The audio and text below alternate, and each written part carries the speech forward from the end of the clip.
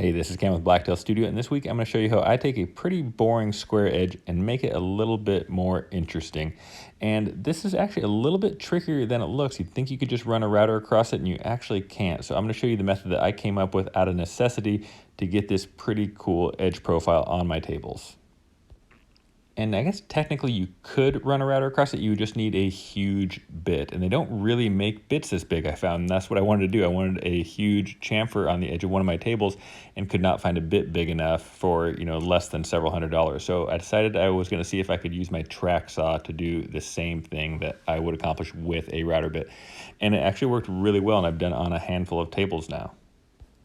First thing I want to do is just show you the down and dirty of how you can accomplish this pretty quick if you want to go run out to the shop and try it. And I just overlapped my track enough so that my saw blade hit to where I wanted to hit on the table, made sure it was parallel the whole way across, and then ran my cut. And this is really all you need to do. You can move it to the next edge and do the exact same thing, making sure that you keep that same distance of your track on every edge that you cut.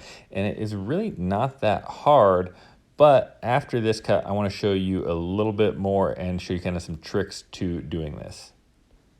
And here is what you can accomplish with an overlap like that. It gives a really cool, interesting profile, a little bit better than a normal square edge. But for your sake and for my sake, I wanted to do a little bit of experimenting and find out how much overlap would give me how much of a chamfer each time I kind of move that track in bit by bit. So we're going to do that a few times here. And this was a 1/2 inch overlap. It was 0.50 and 0.51, so it's just 1/100 of an inch difference from one end to the other, which is close enough for wood. And you can see it does not give a very deep chamfer. It was, I think we will see, it was 1 inch and 1.3 inches down, and that was not a very aggressive chamfer, not really the look I'm going for, so moved it in, and we're going to see where this one ends up. And you can see I'm not taking very much off. I'm just going tiny bit at a time. I'm moving it in about 5/100ths each pass I make to see where that ends up. And I'm gonna have to reference this video in the future so I can know exactly where I'm gonna end up by setting my track, however, set distance away from the wood. I tend to like a little bit more aggressive of a chamfer, so this cut was starting to look pretty good to me. And so 0.4 inches is a good starting point for me if you like this type of look. And I was gonna go just a little bit more aggressive. I actually showed this to my client and she agreed that she wanted to go just a little bit more. And so I moved it into 0.35, made sure everything was lined up, did one last cut, and was really happy where this one ended up. I am not a scientist, so I don't know why this number doesn't go down the same amount each time, but I'm sure there is a good reason. And if you are smart and you know why this number goes down at a different rate as I move it in, let me know in the comments below, because it's something I'm actually very curious about. One other trick you definitely want to do, if you saw last week's video, you saw me break the corner of a table off doing this. And what I did here was painter's tape, but more importantly, I'm supporting the offcut piece of wood, because what happened was it pulled down and broke that corner off that I had to patch. So make sure I don't know you have to tape the corners, but I would definitely support the wood as you cut it.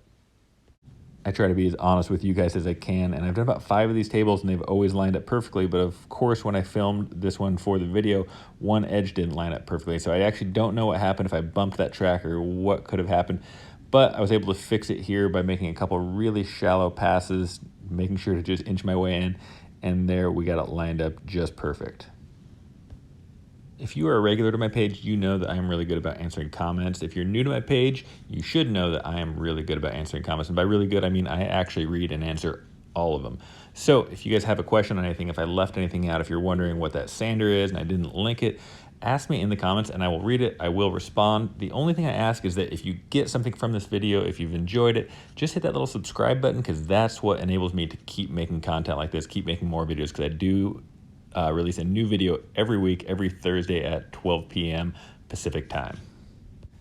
I know this video probably wasn't quite as exciting as a full table build, and I will have a full build on this table in a few weeks, but maybe even more exciting than that, I'm going to have a new finish video. I've started using a new finish, and I have tested every possible finish out there, and I finally have a favorite. And this one doesn't even require any special tools. I do use my buffer here, but you can basically wipe it on, wipe it off. There is a little bit more to it, so that's what I will go to in the finish video.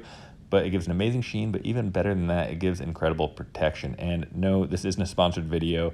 It's not a Finnish company that reached out to me. It's just a really, really good product that you can set water on for 2 hours and then come back and wipe it off. So I will have a full finished video on that in a few weeks. In the meantime, let me know what you think of this edge profile. Let me know of other profiles you like, if you like a 45 or a 30 or a 40 degree. Any type of cool edge profile that you have, I want to hear about it, because I think anything is better than square. All of these tables were done with a 22-degree angle on that track saw. This was a desk I built for my wife, and I was pretty happy with the profile of this one. And every week I like to give the people to make it all the way to the end of the video a little bit of extra credit. So start your question or comment with where you are watching this video at right now, and I will know then that you watched the entire video, and I promise I will answer all of your questions first. So thanks so much for watching the whole video, and please subscribe for more just like it. Have a great week.